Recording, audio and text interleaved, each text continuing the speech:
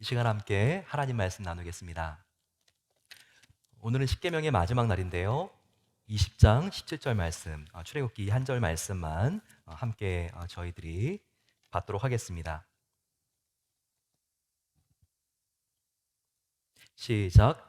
내 이웃의 집을 탐내지 말라. 내 이웃의 아내나 그의 남종이나 그의 여종이나 그의 소나 그의 낙이나 물은 내 이웃의 소유를 탐내지 말라. 아멘. 생각보다 훨씬 코로나 팬데믹이 길어지고 있는 것 같아서 많이 피곤하시죠? 어, 정말 끝나는가 하면 델타 변이 바이러스가 나오고 이름도 이상한 오미자 차도 아니고 바로 이게 오미크론 바이러스가 나오니까 정말 저희도 어떤 분들은 야 정말 힘이 빠진다 이런 분들도 계실 것 같습니다. 하지만 아무리 무섭고 지루해도요, 이 코로나 팬데믹은 지나가고 있습니다. 지난 8일 CDC의 미국 질병예방통제센터의 국장이 이렇게 말을 했어요. 웰렌스키 국장인데요. 이번 오미크론 바이러스는 전파력은 빠르더라도 그 증상이 아주 경미하다고 보고를 했습니다. 전 세계적으로 오미크론 바이러스가 급속도로 확산하고 있지만 아직 한 명도 오미크론 바이러스로 사망한 사람은 없습니다. 미국에도요, 지금 40명의 사람이 지난 수요일까지의 통계로서 감염이 됐지만 입원한 사람은 한 명밖에 없고 그 사람도 지금 별 증세 없이 회복되고 있습니다. 보면 이게 그냥 일반 감기, 독한 감기, 독한 독감만큼도 지금 못해지고 있는 것이죠. 그래서 오히려 이번에 오미크론 바이러스의 출현을요, 바로 하나님께서 주신 크리스마스 선물이다라고 이렇게 주장하는 분들도 계십니다. 그 중에 대표적인 분이요, 바로 독일의 다음 보건부 장관으로 내정되어 있는 바로 독일 석학 라우터바우 교수입니다. 이번에 지금 보도는 뭐 중앙일보, 뭐 조선일보, 한국에도 지금 널리 이렇게 지금 전달이 됐는데요. 다 공신력 있는 신문들이죠. 왜 크리스마스 선물인가? 굉장히 빠르기 때문에 한순간에 우세종이 되어서 델타 바이러스를 앞선다는 거예요. 그리고 이게 워낙 경미하기 때문에 세계 모든 사람들을 감염시켜 놓고 그리고 모든 사람들이 감기 정도로 앓고 끝나게 되면 항체를 다 복균하게 되어서 이 코로나 바이러스는 이렇게 우리가 생각하지 못한 방법으로 종결될 수 있다는 것이죠. 이것을 많은 서울대학 교수들도요, 이론적으로는 일리가 있다라고 이렇게 주장을 합니다. 다소 황당한 얘기 같지만 이렇게 하나님께서는 지금도 일하고 계십니다. 아무튼 이 변이 바이러스가 나타나고 있지만 시간이 갈수록 전력은 확대되고 있지만 치명률은 계속 낮아지고 있습니다. 그래서 빌 게이츠와 같은 사람들은 2022년 내년이면 다 끝날 거라고 이렇게 이야기하죠. 왜냐하면 지금 굉장히 좋은 치료자가 개발되었고 내년 초부터 막 시판되기 시작할 것이기 때문에 이런 치료제로 다 치료가 되는 그런 병으로서 이게 묶이고 이제는 내년은 코로나 바이러스가 끝나는 원년이 될 것이다. 이렇게 전망하고 있는 분들도 많이 계십니다. 근데 분명한 것은 이제 코로나 바이러스는 과거에 처음에 코로나 바이러스는 아닙니다. 그래서 우리가 너무 두려워할 필요는 없다는 거예요. 백신을 맞은 사람은요, 91%가 코로나에 노출되어서도 걸리지 않거나 감기처럼 살짝 지나갑니다. 그리고 굉장히 좋은 치료제들이 말씀드린 것처럼 개발이 되고 있죠. 그래서 이제는요, 우리가 코로나 때문에 직장도 가지 못하고 학교도 가지 못하고 교회도 가지 못하는 못 가는 것이 아니라 코로나 시대지만 우리가 안전하게 모일 수 있는 길이 무엇인가 그것을 고민해야 할 때입니다. 그렇기 때문에 교회도요 우리가 정신 바짝 차리고 더욱더 안전을 위해서 신경 쓰지만 교회가 교회로서 해야 될 일, 예배, 구제, 선교를 그리고 다음 시대의 신앙 교육을 멈춰서는 안 됩니다. 바로 그런 이유가 다음 주 우리가 토요일 날 이 지역에 보험이 없어서 돈이 없어서 치과 가지 못하고 치료받지 못하는 사람들을 우리가 의료 선교 팀이 저희가 함께 힘을 모아서 그들을 돕는 이유가 되는 것입니다. 안전하게 우리가 주님의 일을 하는 것, 하나님께서 참 기뻐하는 것이죠. 그리고 얼마나 2년 동안 지나다 보니까 우리의 자녀들이 학교 공부를 제대로 하지 못해서 힘들었습니까? 그래서 학업 성취도가 굉장히 떨어졌다고 하는 거예요. 이렇게 1년 보냈는데 2, 3년 보냈다가는 정말 제가 학년이 되었는데 제대로 글도 읽지 못하는 학생들도 너무나 많고 문맹률도 너무나 올라가고 그래서 지금 이렇게 해서는 안 되고 안전하게 아이들을 도우면서 해야 될 공부는 시켜야 되겠다. 이게 교육부의 방침입니다. 주일학교도 마찬가지입니다. 정말 중요한 문맹은요, 글자를 못 읽는 문맹이 아니라 영적인 문맹입니다. 예수님을 제대로 알지 못하고 대학 가게 되면요, 그냥 다 이 세상에 물들고 휩쓸리게 됩니다. 바로 이와 같은 이유가 또 저희 교회 차세대 교육부가 안전하게 하면서 이번에 성탄절 이후에 우리가 겨울 수련회도 개최하는 이유가 되겠죠. 하나님은 쉬지 않는데, 하나님은 쉬지 않고 계속 일하시는데 우리는 넋 놓고 쉴 수가 없다는 겁니다.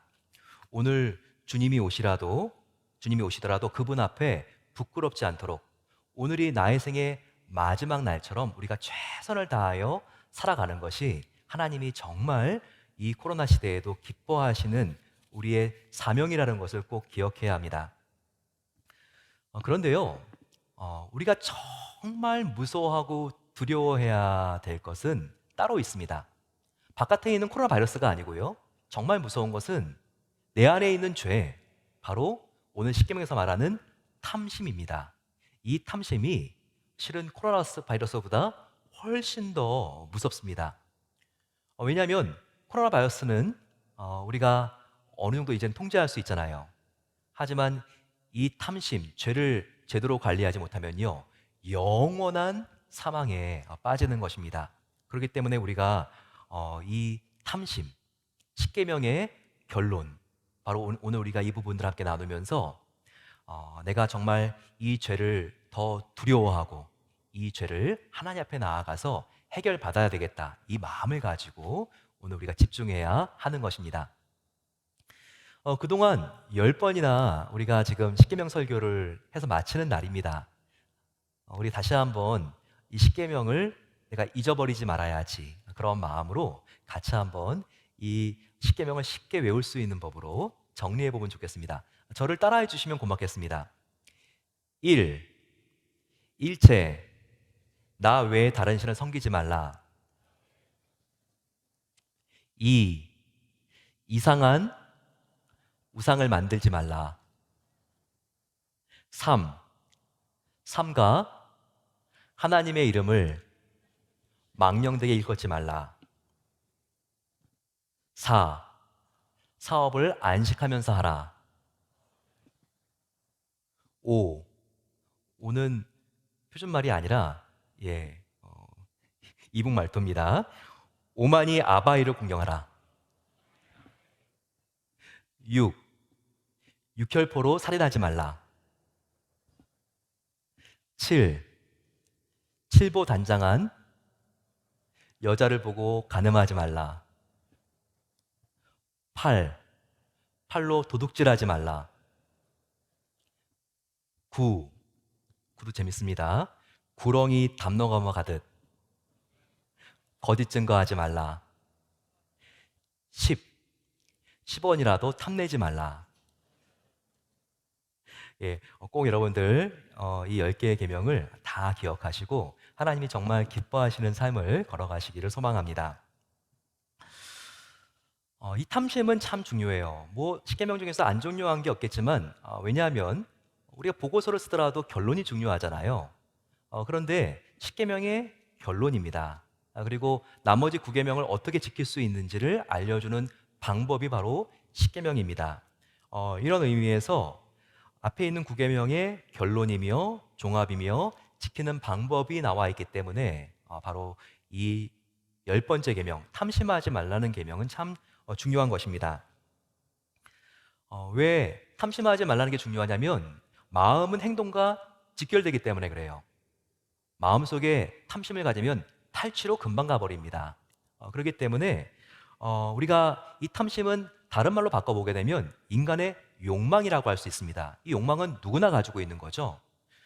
그래서 모든 죄가 일어나는 시발점이기 때문에 우리가 이 탐심을 잘 다루고 마음을 잘 지킬 수 있어야 합니다. 하나님은 누가 알까? 하지만 하나님은 우리 마음속에 탐심이 있는 것을 금방 아시는 게 아니라 그 즉시 아시죠. 예레미야서 17장 90절 말씀에 이렇게 나와 있습니다. 만물보다 거짓되고 심히 부패한 것이 인간의 마음이라. 누가 능히 이를 알리오마는 여호와는 심장을 살피며 폐부를 시험하시느니라. 사람은 눈에 보이지 않는 부분을 우리 마음을 볼 수가 없죠. 하지만 하나님은 우리가 공항 검색대에 들어갈 때 그 요원들은 우리가 보지 못하는 것들을 다 보는 것처럼 하나님은 그거가 비교가 되지 않을 정도로 우리의 심폐뿐만 아니라 영혼의 아주 깊숙한 곳까지도 투시하시고 만지시고 또 확인하시는 분이라는 거예요. 그렇기 때문에 하나님은 우리 인간의 외면보다도 내면에 정말 큰 관심을 갖고 계십니다. 그런데 이 십계명만큼이요, 십계명에서 구계명만큼 우리의 보이지 않는 마음에 관심을 갖고 있는 계명이 없습니다. 보세요. 나머지는 다 눈에 보이는 계명들이죠. 부모님께 효도해라, 거짓말하지 말라, 도둑질하지 말라, 다 살인하지 말라도 그렇고 눈에 보이는 행동들에 대한 계명이잖아요. 하지만 탐심하지 말라는요, 가장 우리의 내면, 마음에 초점을 맞추고 있습니다. 그렇기 때문에 우리가 정말 이 마음을 관리하는 게 가장 힘든데 이 열 번째 계명이 정말 지키기가 어렵구나. 결코 만만치 않은 가장 어려운 계명이라는 것을 알아야 합니다. 십계명이 또 중요한 이유는요, 바로 이것이 구약과 신약을 연결시켜 주는 계명이기 때문이죠. 구약의 가장 중요한 계명은 십계명인데 신약에도 십계명 같은 것이 있습니다. 어디 나오냐고요? 마태복음 5장, 6장, 7장에 나오는 예수님의 설교, 명설교죠. 산상수훈 말씀입니다. 거기에 보게 되면요, 팔복 말씀, 그리고 하나하나가 정말 이게 신약의 십계명이구나. 이것을 내가 하고 이것 하지 말아야지. 이것을 우리가 알 수 있습니다. 그런데 성경에서 바로 마태복음 5, 6, 7장 상산수훈만큼이요, 우리 인간의 내면을 깊이 있게 투시하면서 우리의 마음이 바뀌어야 할 것을 촉구하는 그런 말씀은 없어요. 예. 예수님께서는 우리 마음이 변해야지 우리의 행동이 변한다라는 것을 이 산상수훈을 통해서 얼마나 강조하시는지 몰라요. 그런데 이 산상수훈의 말씀의 결론이 뭔지 아십니까? 결론은요, 우리가 아무리 이 말씀을 지키려고 해도 물론 지켜야 되지만 인간의 힘으로는 안 되니까 나 하나님을 의지해야지만 이와 같은 계명을 지킬 수 있다. 바로 내 힘으로는 안 된다고 하는 힘을 쫙 빼놓는 것이 바로 이 산상수훈의 말씀의 핵심이라는 것을 알아야 합니다. 왜 그러느냐고요? 마태복음 5, 6, 7장을 한번 보세요. 우리가 지킬 수 있는 말씀입니까? 처음에는 좀 나는 그래도 인내심이 있으니까 할만하지라고 볼 수 있어요. 오리를 가고자 하는데 십리를 예수님께서는 가라고 합니다. 나를 정말 도와준 사람이 아니라 그것도 원수가 오리를 가자고 하는데 십리를 가질 수 있느냐는 거예요. 오른밤을 탁 쳤는데 나도 탁 왼밤을 때려야지. 그런데 왼밤까지 돌려댈 수 있어야 한다고 말합니다. 그리고 오른손이 범죄하면 찍어버리고 오른눈이 범죄하면 눈을 빼고 이성을 보고 음욕이 나면 너희들은 간음죄를 진 거다. 누가 여기서 자유로울 수 있겠습니까? 바로 그렇기 때문에 이 산상수훈의 목표는 하나님께서 말씀하시는 거예요. 인간의 힘으로는 나의 계명을 지켜야 되지만 그 누구도 지킬 수 있는 사람이 없다라고 이렇게 우리가 백기 들고 항복 선언하게 만드는 것이 바로 이 산상수훈의 목표라는 것입니다. 사도 바울도 이렇게 말하지 않습니까? 로마서 7장 19절 24절에 오호라, 나는 공고한 자로다. 이 사망의 이 사망의 몸에서 누가 나를 건져내랴. 내가 원하는 바 선은 행하지 아니하고 도리어 원하지 않는 바 악을 행하노다. 야, 꼭 내 마음 같네. 이렇게 생각하시는 분들이 많으실 것 같은데요. 모든 인간의 공통된 마음인 것입니다. 바로 이 산상수훈 말씀은요, 나는 해보려고 했는데 할 수 없습니다. 그래서 주님을 의지합니다. 내가 주님을 영접했을 때 나에게 오신 성령님을 의지하오니 성령 하나님께서 주님의 은혜를 의지하는 저에게 이 계명을 지킬 수 있는 힘을 주시옵소서. 내가 아니라 하나님의 힘을 의지했을 때 이 계명을 지킬 수 있다는 것을 보여주게 하기 위해서 예수님께서 이 산상수훈 설교를 하신 것입니다. 그런데요, 십계명에도 바로 마지막 10계명에 이와 같은 말씀하심으로써 앞에 거짓말하는 것, 부모를 공경하는 것, 그리고 간음하지 않는 것, 내가 인간의 힘으로 할 수 없지만 하나님을 의지해서는 할 수 있겠구나. 이것이 유일한 이 계명을 지킬 수 있는 방법이구나. 이것을 알게 하기 위해서 십계명을 하필이면 탐내지 말라라고 하는 이 탐심을 품지 말라는 계명으로 마치게 했다는 것입니다. 정말 아무리 우리가 노력해도요, 우리의 마음의 틈을 뚫고 들어오는 이 탐심은요, 코로나 바이러스보다 더욱더 집요하고 더욱더 교묘하고 훨씬 더 빠릅니다. 그렇기 때문에 우리는 다른 모든 계명을 지키기 위해서 하나님, 나는 할 수 없사오니 주님의 힘을 의지합니다. 이렇게 우리가 나갈 때 다른 모든 계명을 하나님이 기뻐하시는 뜻대로 지킬 수가 있다는 것입니다. 따라서 오늘 십계명을 마치면서 우리가 십계명을 깊이 상고해 보기를 원합니다. 그러면서 이 10계명을 지키기 위해서는 나의 힘이 아니라 내가 할 수 없는 것을 내가 솔직하게 시인하고 내 안에 계시는 성령님을 의지해서 그리고 그분의 능력이 나를 덮을 때만 이 계명을 지킬 수 있는 것이구나. 이것을 더욱더 분명하게 하게 되시기를 소망합니다. 두 번째는요. 탐내지 말라는 이 십계명은요. 다른 말로 바뀌면 감사하고 자족하라는 말씀입니다. 저를 한번 따라해 주시면 감사하겠습니다. 감사하고 자족하라. 이게 바로 10번째 계명 탐심을 품지 말라는 말씀입니다. 연말이니까 직장 직원들 모임 하는 경우들이 많이 있죠. 근데 만약에 돌아오는 길에 아내와 함께 나란히 앉았습니다. 그런데 이런 말을 하는 남편은 간이 바깥으로 나온 남자겠죠. 어떻게 그렇게 미세스 킴은 늙지 않을 수가 있어. 정말 너무 교양 있고 청순하고 아름다울 수가 있지. 자기도 좀 분발해 줬으면 좋겠어. 정말 강큰 남자죠. 아내의 마음이 얼마나 팍상하는 거죠. 아내의 마음에 비수를 꽂는 것입니다. 그런데 그런 곳에 가면요, 예배는 여자들은 다 예쁜 것입니다. 왜 그렇죠? 다 변장을 하고 오기 때문에 그런 것이죠. 어, 우리는요, 누구와 비교당하고 비교하는 순간 마음속에 감사와 자족이 싹 사라집니다. 그래서 성경은요, 이 자족하는 마음을 그렇게 강조하고 있는 거예요. 디모데전서 6장 6절 말씀 같이 한번 읽어볼까요? 시작. 그러나 자족하는 마음이 있으면 경건은 큰 이익이 되느니라. 여기서 크게 다가와야 될 단어는 자족과 경건입니다. 주님을 믿고 그 은혜로 구원받은 저와 여러분들이 하나님이 기뻐하시는 경건하기를 원하지 않는 사람이 누가 있겠어요? 그런데요, 자족할 수가 없으면 경건할 수가 없다는 거예요. 자, 이게 왜 그렇습니까? 아무리 예배 잘 드리고 그리고 열심히 우리가 봉사한다 할지라도요, 자족하지 않으면 경건에 정말 이익이 없습니다. 왜입니까?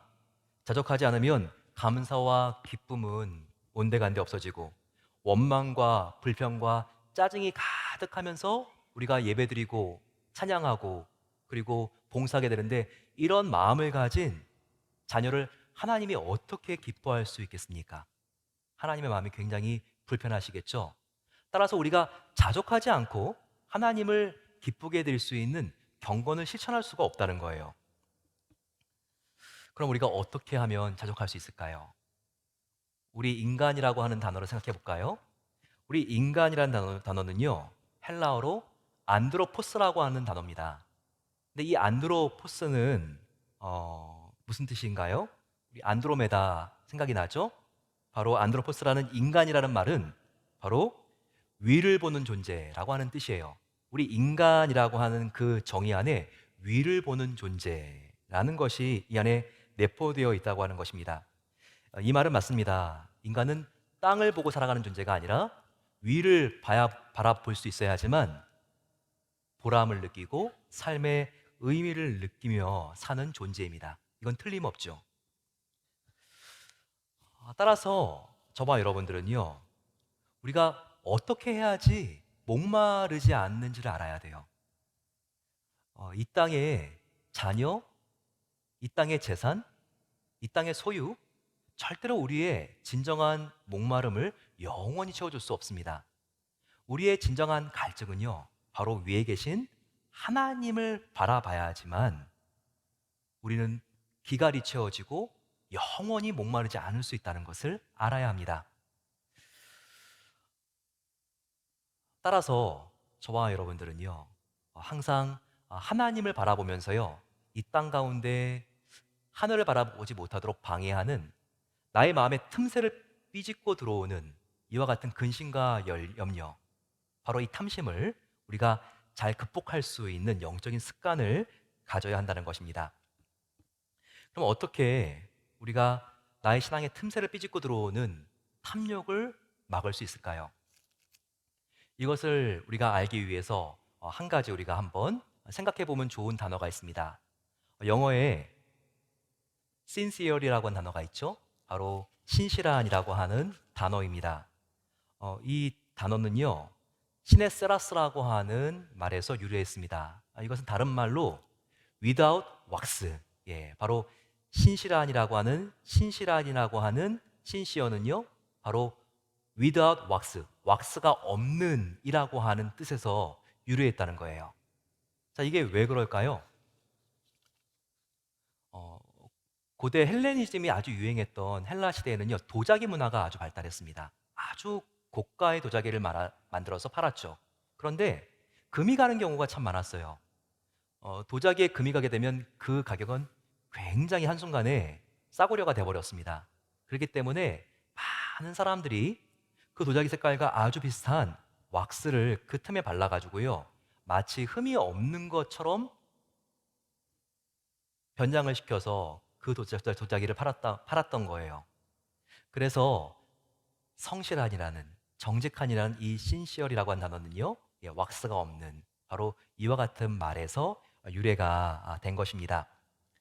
하지만 이 도자기에도 흠이 있다는 것을 알 수 있는 사람이 있었어요. 그것은 도자기 전문가들이었는데요, 그들은 이와 같은 방법을 했습니다.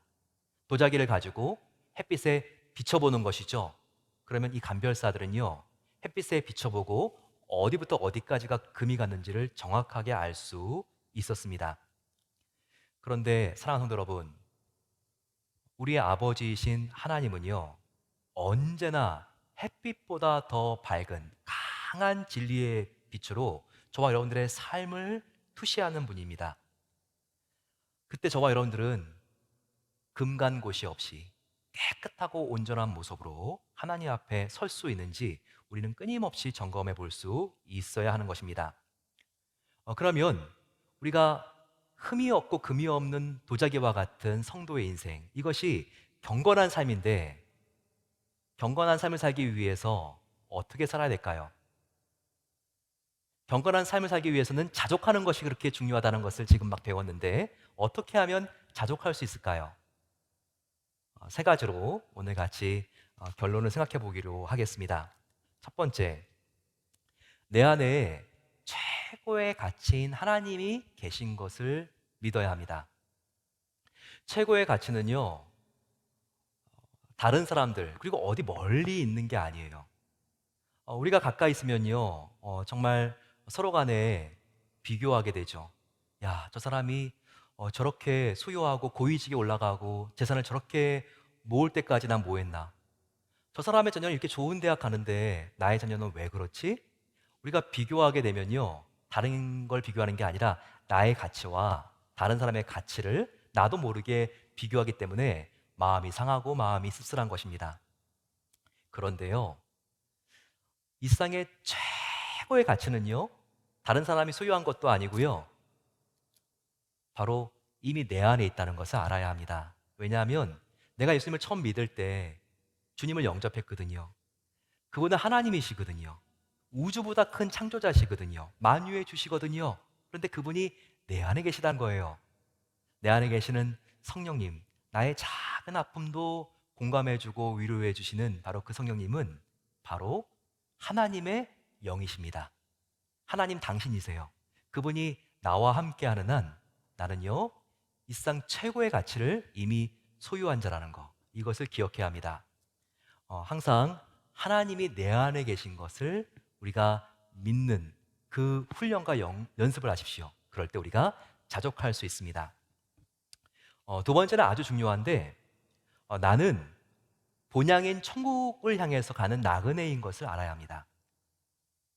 항상 이거 기억하세요. 저를 한번 따라해 주시면 좋겠습니다. 나는 본향인 천국을 향해 가는 나그네입니다. 우리의 본향은 여기가 아니에요. 우리의 본향은요, 천국입니다. 시간이 가면 갈수록 모든 사람은 40대, 50대, 60대 정도의 차이의 정점을 찍고요. 다 똑같아집니다. 나중에 정말 8, 90대게 되면요. 빌 게이츠나 베조스나 이미 돌아가신 이병철 회장이나 다 똑같은 거예요. 그 좁은 침대 안에 갇혀서 몇 평 되지도 않는 그 곳에 다 이제는 눕게 되는 것이죠. 정말 모든 인간은 똑같습니다. 그렇기 때문에 파스칼은 이와 같은 말을 했어요.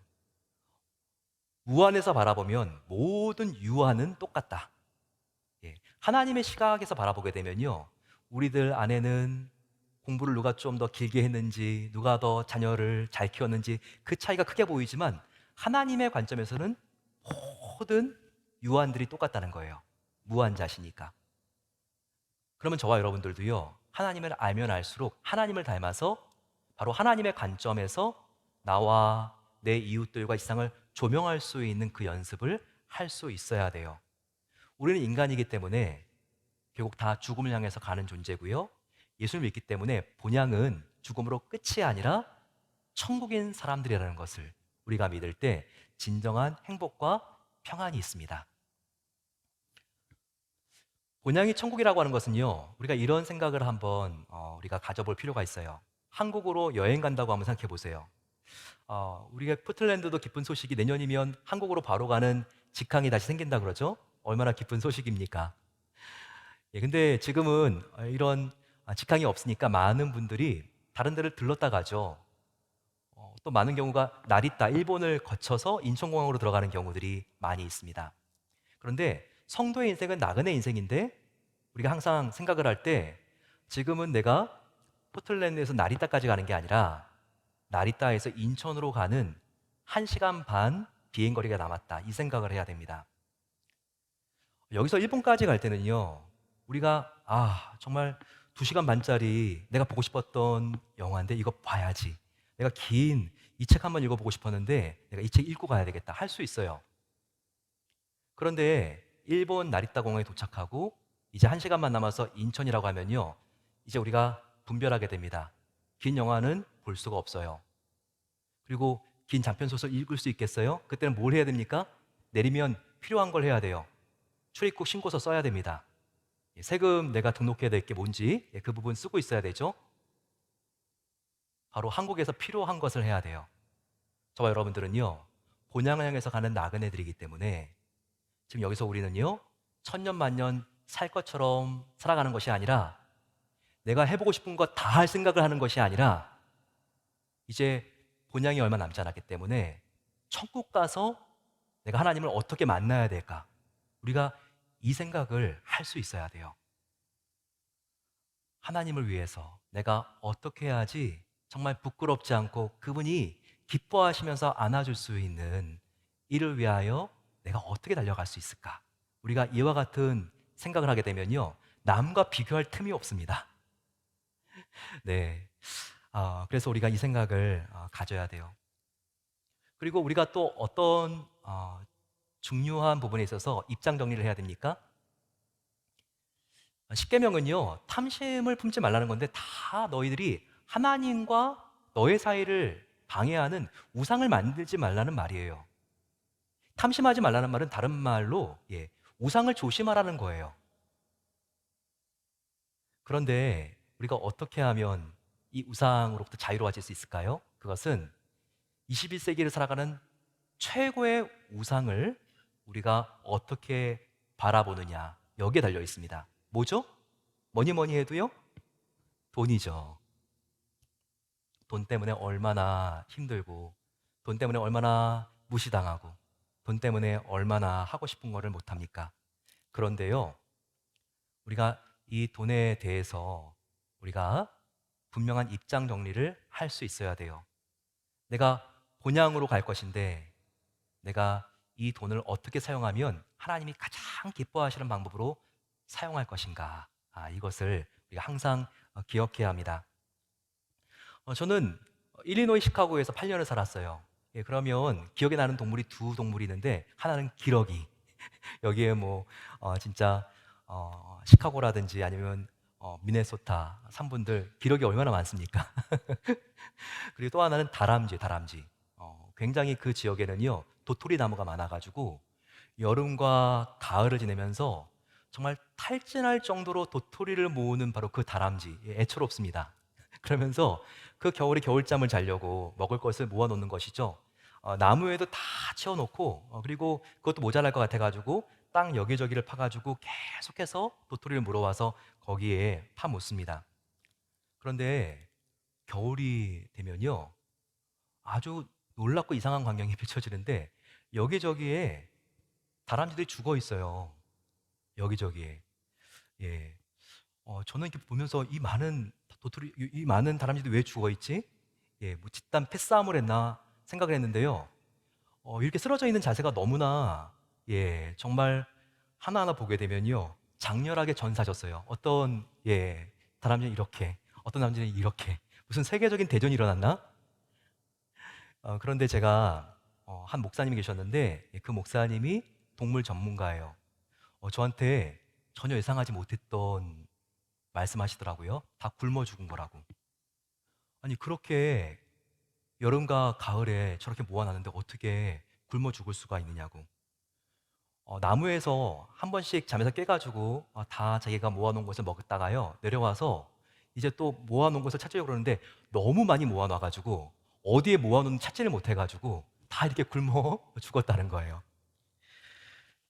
그런데 여러분, 우리도 이렇게 될 수가 있다는 겁니다. 평생 동안 모은 나의 재물. 우리가 죽음이라는 것은 언제 갑자기 다가올지 모르는 거죠. 그런데 막판이 돼 보십시오. 정말 내 돈이 어디 있나? 내 돈을 찾지 못해서 내 돈이 지금 주식에 있나?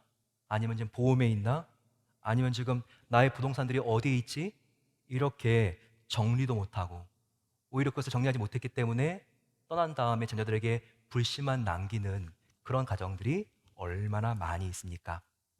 우리는 항상 정말 나의 본향은 이곳이 아니라 천국이라는 것을 알아야 돼요. 그래서 하나님께서 나에게 의미 있는 일을 할 수 있는 기회에 우리가 그때그때 나누는 삶이, 이것이 진정한 감사와 만족의 삶이라는 것을 알아야 합니다. 정말 내가 사랑한다는 나의 자녀에게 해주고 싶은 이 말, 내가 마지막 이 세상 떠날 때 내가 해가지고 자녀에게 멋진 그런 정말 추억을 남겨줘야지. 사람은요, 그럴 때가 오지 않아요.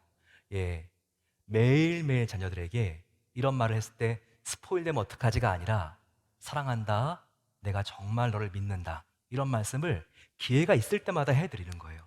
기회가 있을 때마다 우리가 나누는 거예요. 기회가 있을 때마다 작은 힘이라도 섬기는 거예요. 이럴 때 우리는 천국에서 하나님께서 기뻐하시는 일을 준비하는 것이기 때문에 진정한 만족한 인생을 살 수 있는 것입니다. 또 하나, 왜 탐심을 갖습니까? 다른 일이 아니라 불안하기 때문이에요. 나의 노후가 어떻게 될까? 그런데 하나님은 분명히 말씀하셨습니다. 나의 본향에 도착하는 그날까지 너가 나그네 인생을 살아도 내가 너의 목자이기 때문에 내가 너의 여호와 일의 하나님, 너를 준비하는 하나님이다. 너가 공중에 나는 새를 봐라. 저들이 곡식을 창고 안에 모아 넣더냐? 드레핀 백합화를 봐라. 비쌈 수고하지 않지만 솔로몬 왕이 입었던 그 가장 값비싼 옷보다 더 화려한 자태를 뽐내고 있지 않니? 하물며 너는 사랑하는 나의 아들 딸이잖니. 너를 위해서 하나밖에 없는 나의 아들 예수 그리스도도 내가 내어 주었자니. 하물며 너를 내가 하루하루 입혀주고 먹여주고 재워주지 않겠느냐 말씀하십니다. 하나님께서는요, 끊임없이 공급하시는 풍성한 하나님이세요. 그 하나님이 함께 하시기 때문에 다윗은 여호와는 나의 목자시니 내게 부족함이 없으리로다 라고 하면서 인생의 마침표를 찍었습니다.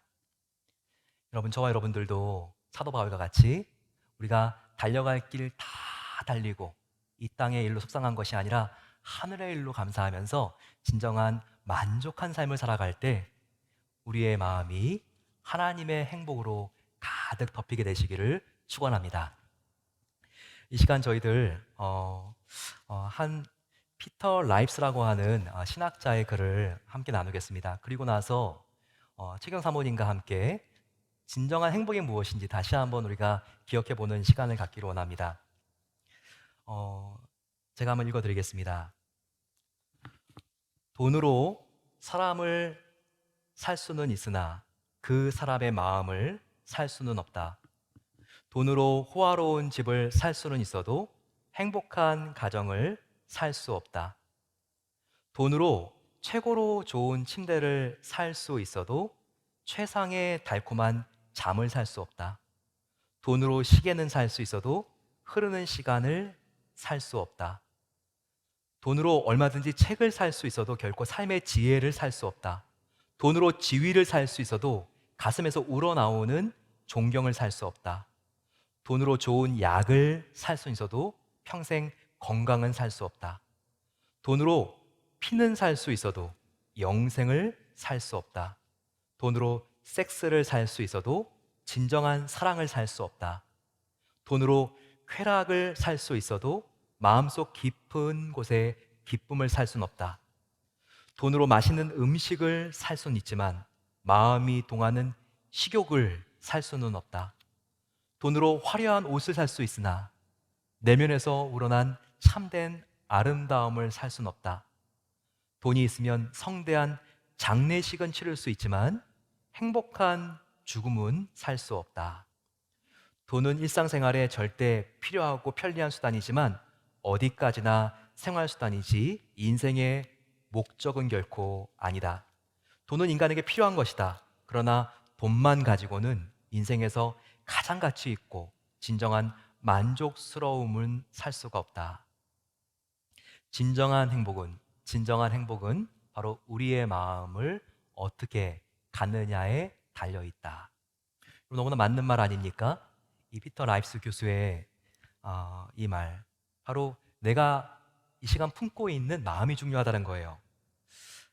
지금 저와 여러분들은 어떤 마음입니까? 감사하고 자족하고 그리고 행복해하는 마음입니까? 바로 이 마음을 우리가 가져야 합니다. 행복은 선택이죠.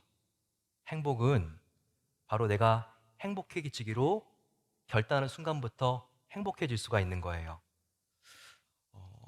그런데 저와 여러분들은 이 행복의 기준을 어디에 두고 살아갑니까? 이 행복의 기준을 바로 두고 살아가야지 우리의 마음이 만족할 수 있는 것이거든요.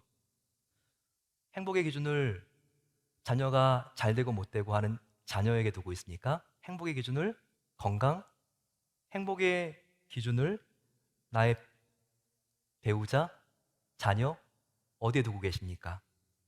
행복의 기준을 든든한 직장, 행복의 기준이 혹시 학위는 아닙니까? 오늘 우리가 함께 이 찬양을 함께 나누면서 정말 우리가 하나님 기뻐하시는 행복이 무엇인지 참된 행복을 우리가 함께 새로 깨닫게 되기를 소망합니다.